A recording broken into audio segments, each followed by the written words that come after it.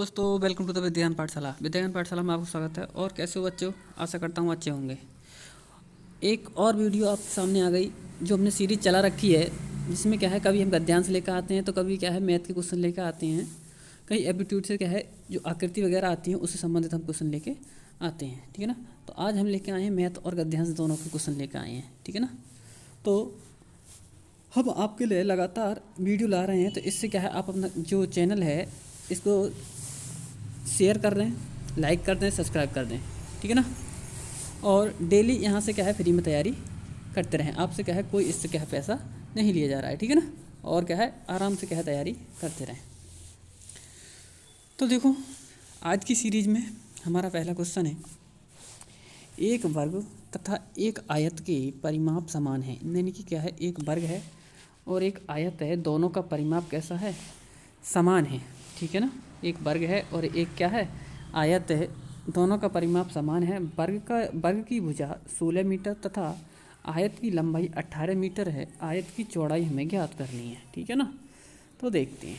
देखो सबसे पहले हमें इसमें पता होना चाहिए कि जब आयत का परिमाप की बात कर रहा है वो, और वर्ग के परिमाप की बात कर रहा है। ठीक है ना। मैं आपको इस मैदान से बहुत अच्छे तरीके से समझाऊंगा, केवल क्या है आपको समझते रहना है। ठीक है ना। और यदि क्या है आप लगातार ये मैं सीरीज चला रहा हूँ इसको क्या है अच्छे तरीके से क्या है देखते रहोगे तो आपको क्या है कोई परेशानी पेपर में नहीं आने वाली। ठीक है ना। क्योंकि क्या है जो बच्चे हैं वो लगातार क्या है कहीं ना कहीं से क्या है अपनी तैयारी कर रहे हैं, और तुमने अभी से तैयारी नहीं की तो क्या है आगे प्रॉब्लम आएगी। एक इतना कम टाइम आपको मिलेगा। ठीक है ना। इसलिए क्योंकि अब की बार क्या है जो फॉर्म आने में लेट हुआ है, तो इस चक्कर से ऐसा नहीं कि पेपर भी लेट हो। ठीक है ना। पेपर उसी टाइम पे होगा, इसलिए क्या है आपको बहुत कम तैयारी बहुत कम टाइम क्या है तैयारी करने को मिलेगा। ठीक है ना। तो इससे क्या है अभी से तैयारी अपनी जारी रखें तो क्या है अच्छे से तैयारी कर सकोगे। ठीक है ना। और यदि क्या है आपकी क्वेरी हो तो क्या है कमेंट बॉक्स में कमेंट करके बता सकते हैं क्या हमारी क्वेरी है। ठीक है ना।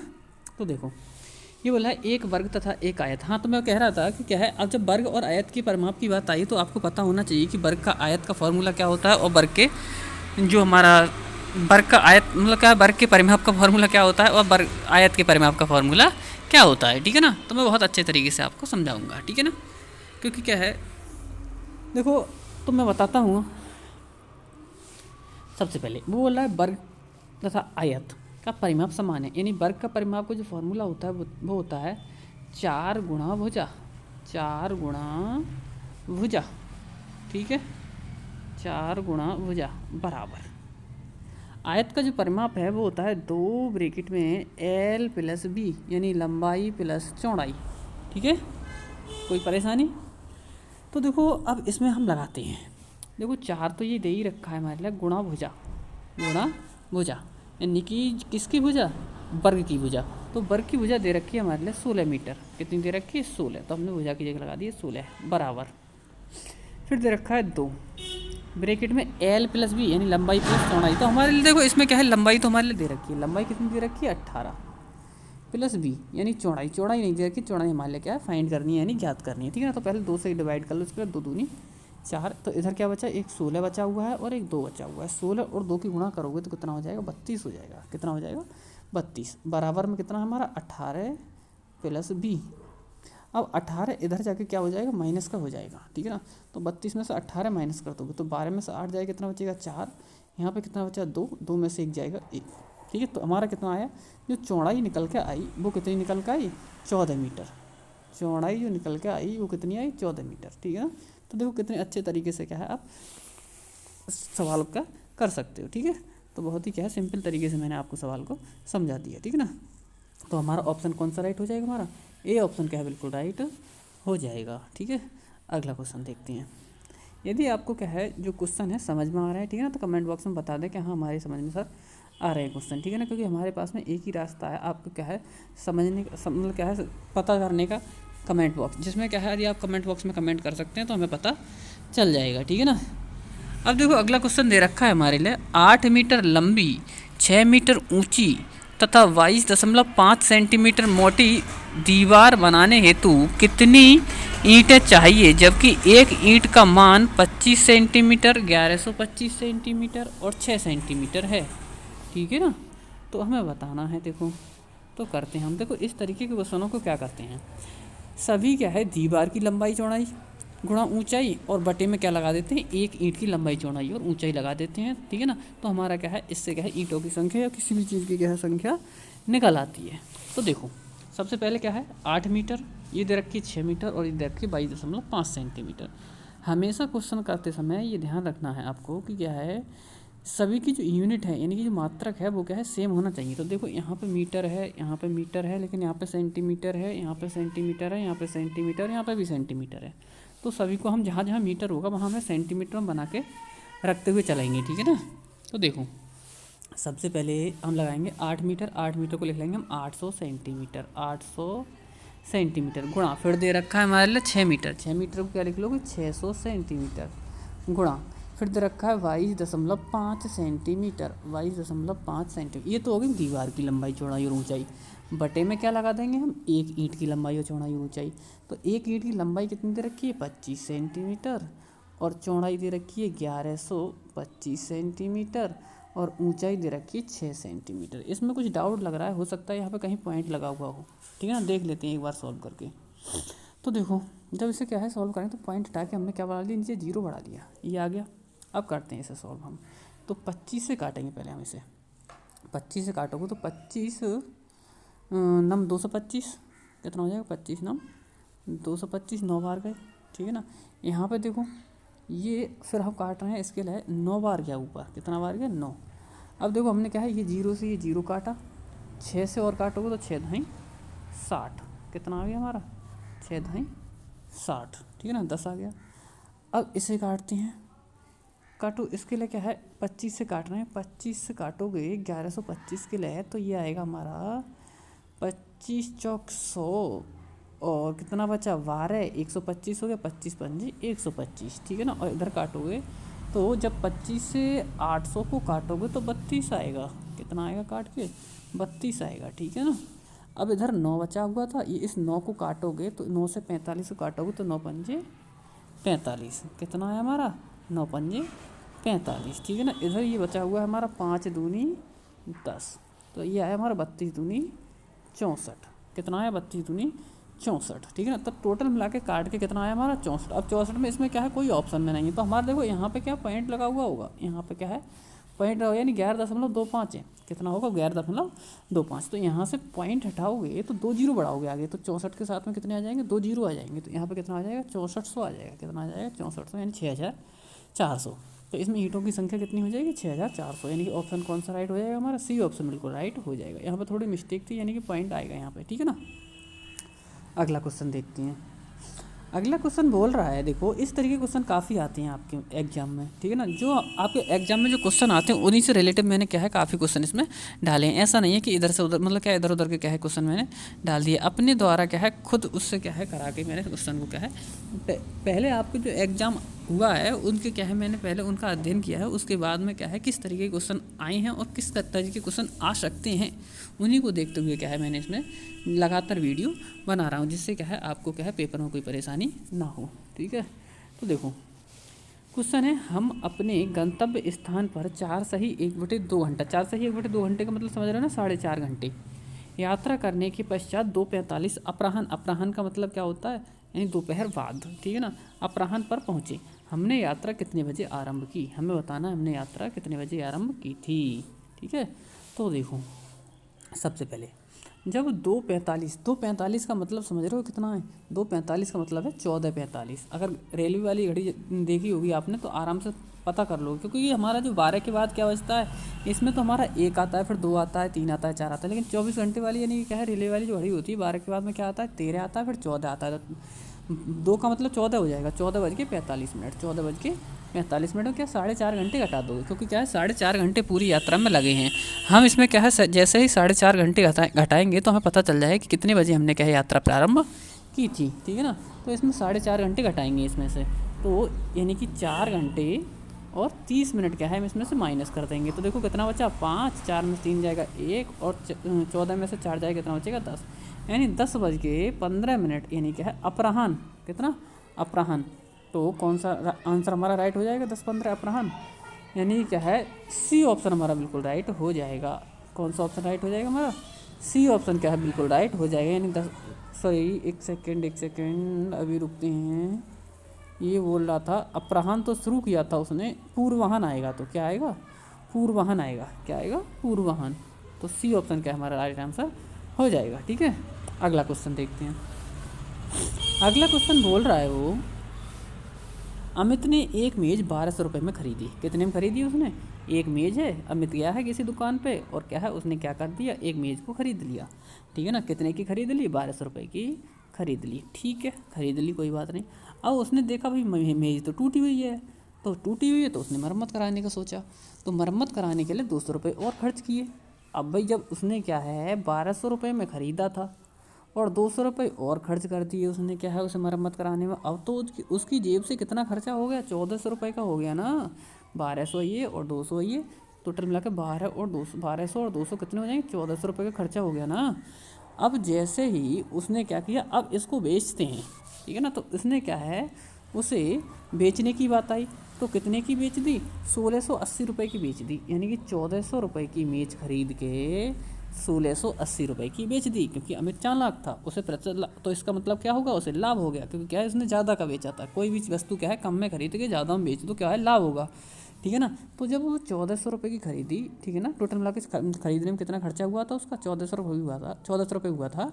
तो क्या है 1680 की बेच दी, तो कितने का लाभ हुआ उसे, माइनस कर लो, 0 8 6 में 4 गए तो कितने बचे 2, यानी 280 का उसे क्या हो गया, लाभ हो गया। कितने का लाभ हो गया उसे, 280 का। लेकिन वो उसमें रुपए में नहीं पूछ रहा है कितने रुपए का लाभ होगा, वो परसेंट में पूछ रहा है। अगर रुपए में पूछता तो यही हो जाता हमारा। अब परसेंट में कैसे बनाते हैं, परसेंट में क्या है हम बटे में क्रयमूल्य लगाते हैं। क्रयमूल्य कितना था हमारा, 1400 था। और परसेंट बनाते टाइम क्या है, गुणा में क्या लगाते हैं, 100। अब इसे सॉल्व कर लो, जैसे ही इसे सॉल्व करोगे आंसर आ जाएगा बहुत अच्छे तरीके से। ठीक है ना, तो देखो करते हैं, 2 जीरो से ही 2 जीरो कट गए। ठीक है ना, 14 दूनी 28 और एक ही हमारा जीरो बचा हुआ है 20, तो उसे 20% का लाभ हो गया। ठीक है ना, ऑप्शन कौन सा राइट हो जाएगा हमारा, हमारा जो ऑप्शन राइट हो जाएगा वो हो जाएगा डी वाला ऑप्शन। ठीक है ना, कौन सा आंसर राइट हो जाएगा, डी ऑप्शन राइट हो जाएगा। ठीक है, अगला क्वेश्चन देखते हैं। अगला क्वेश्चन दे रखा है हमारे लिए अंकों की, एक सेकेंड, इसमें थोड़ा शॉर्ट है। अगला क्वेश्चन ये है हमारा, ये है ये, यानी क्या है 6 अंकों की बड़ी से बड़ी संख्या तथा 5 अंकों की, यानी 6 अंकों की बड़ी से बड़ी संख्या तथा 5 अंकों की बड़ी से बड़ी संख्या का अंतर क्या होगा। तो देखो 6 अंकों की बड़ी से बड़ी संख्या क्या हो जाएगी, 1 2 3 4 5 और 6, ये हो जाएगी 6 अंकों की बड़ी से बड़ी संख्या। और फिर बोल रहा है 5 अंकों की बड़ी से बड़ी संख्या, तो 5 अंकों की बड़ी से बड़ी हो जाएगी 1 2 3 4 5, ये 5 अंकों की। अब इनका पूछ रहा है अंतर, अंतर कर लेते हैं, 9 में से 9 जाएगा 0, 9 में से 9 0, ये भी 0 0 0 और यहाँ पे कितना बचा 9। ठीक है ना, तो ये हमारा क्या है आंसर हो जाएगा, यानी इकाई, दहाई, सैकड़ा, हज़ार, 10,000, लाख, यानी 9 लाख। ठीक है ना, यानी कि 9 कितने जीरो है, लाख में कितने जीरो आते हैं, 5 जीरो। ठीक है ना, तो हमारा क्या है 5 कौन से में हमारे जीरो, डी ऑप्शन क्या है बिल्कुल राइट हो जाएगा। ठीक है ना, अगला क्वेश्चन देखते हैं।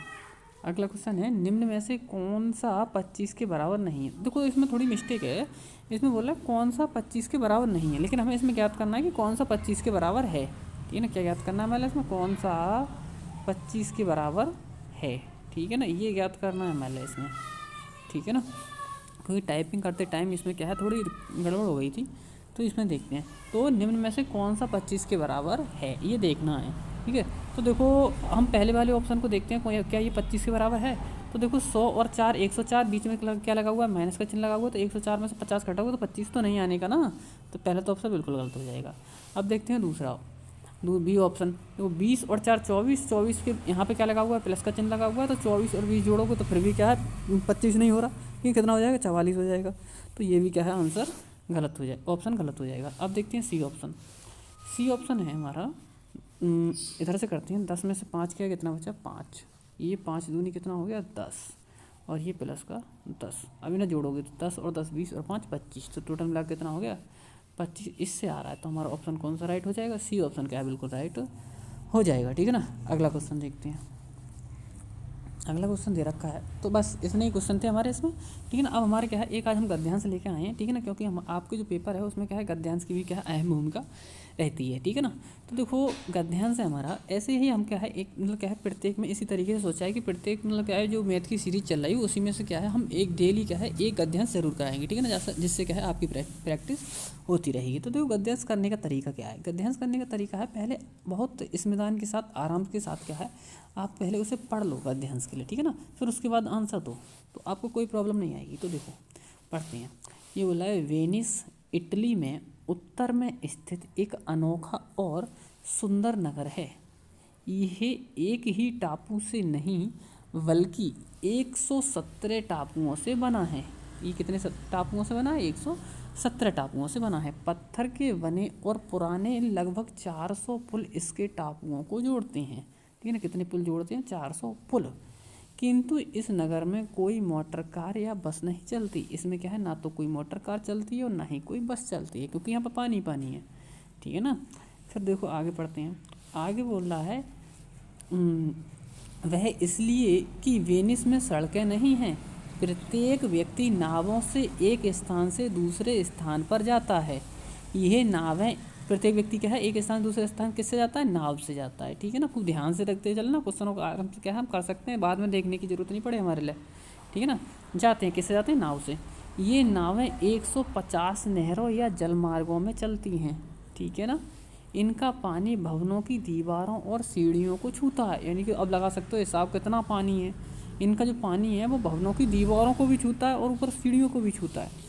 वेनिस के लोग अच्छे नाविक होते हैं। जब क्या है अच्छा किसी व्यक्ति को क्या है जो लगातार जो ही चीज़ मतलब जो भी चीज़ देखने को मिल रही है वो लगातार देखने को मिले तो उसका क्या है अच्छे से उसकी जानकारी हो जाती है। तो वेनिस के लोगों के लिए क्या है नाव ज़्यादातर देखने को मिलती है, तो वो क्या है वहाँ के क्या है अच्छे नाविक होते हैं अभी, ठीक है ना। पास चपेट पेंदे की लंबी नावें होती हैं, सॉरी पास चपटे पेंदे की लंबी क्या है उनकी नावें होती हैं, जिन्हें गोंडाला कहा जाता है। किंतु आजकल आप वेनिस में बहुत सी मोटर चलित नावें भी देख सकते हैं। तो ये हमारा क्या है गद्यांश हो गया, ठीक है ना। तो हमने क्या है गद्यांश पढ़ लिया बहुत अच्छे तरीके से, बहुत अच्छे तरीके से पढ़ा है। अब इसके क्या हम आंसर देते हैं, ठीक है ना। तो देखो आंसर के लिए देखो पहला क्वेश्चन है, अब आप क्या है इसका आंसर बहुत अच्छे तरीके से दे सकते हो, ठीक है ना। तो देखो इसका पहला क्वेश्चन दे रखा है, वेनिस में मोटर कार या बसें क्यों नहीं चलती। यहाँ सड़कें नहीं हैं, सब लोग मोटर बोट से यात्रा करते हैं, बहुत से गोंडाला हैं, लोग अच्छे नाविक होते हैं। तो देखो यहाँ पर सड़कें नहीं हैं, मेन चीज़ ये है, ठीक है ना। कौन सा ऑप्शन राइट हो जाएगा हमारा, ए ऑप्शन क्या है बिल्कुल राइट हो जाएगा। अगला क्वेश्चन बोल रहा है वो कि वेनिस में लोग सॉरी एक सेकेंड, वेनिस में लोग कैसे सफ़र करते हैं।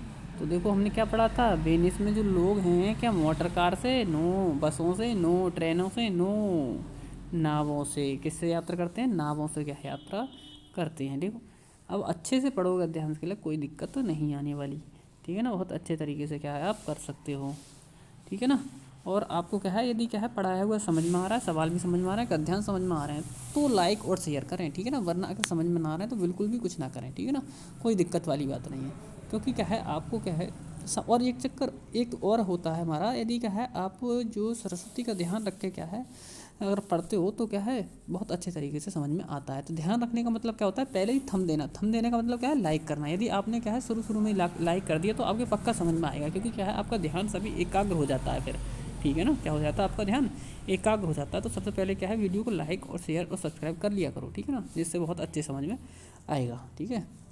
अगला क्वेश्चन देखते हैं, तो ये हो गया हमारा, हाँ ये क्वेश्चन है हमारा, कौन सा शब्द अनुच्छेद में बहुत सी का विपरीत है। यानी बहुत सी का मतलब बहुत ज़्यादा, तो बहुत ज़्यादा का मतलब क्या है विपरीत, यानी उल्टा उसका क्या हो जाएगा कम। जब बहुत ज़्यादा है तो कोई चीज़ क्या हो जाएगी कम, विपरीत क्या हो जाएगा इसका कम, ठीक है ना। तो विपरीत और यानी विलोम शब्द और क्या है पर्यायवाची भी आपको क्या है याद कर लेने हैं। और यदि क्या है आप चाहते हो कि हम अच्छे अच्छे पर्यायवाची विलोम शब्द लेकर आएँ तो उसके लिए क्या है कमेंट बॉक्स में हम बता सकते हो कि हाँ सर हमें मतलब क्या है विलोम शब्द और क्या है पर्यायवाची ले आओ, ठीक है ना, कि उसकी एक वीडियो बना दो तो हम क्या है वीडियो बना देंगे, ठीक है ना।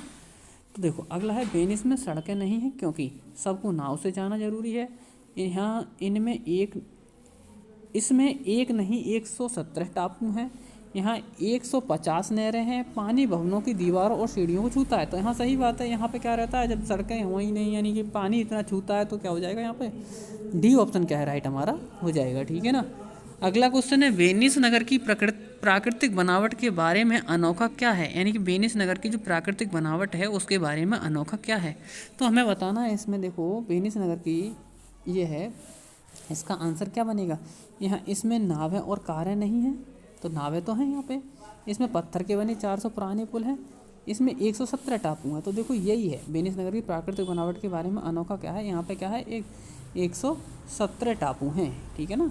तो ये क्या हो गया हमारे गद्यांश के क्या क्वेश्चन हो गए। ठीक है ना, ये हमारे क्या है गद्यांश के क्वेश्चन हो गए। यदि आपको क्या है वीडियो अच्छी लगी हो तो क्या है लाइक शेयर और सब्सक्राइब कर दें। थैंक यू दोस्तों।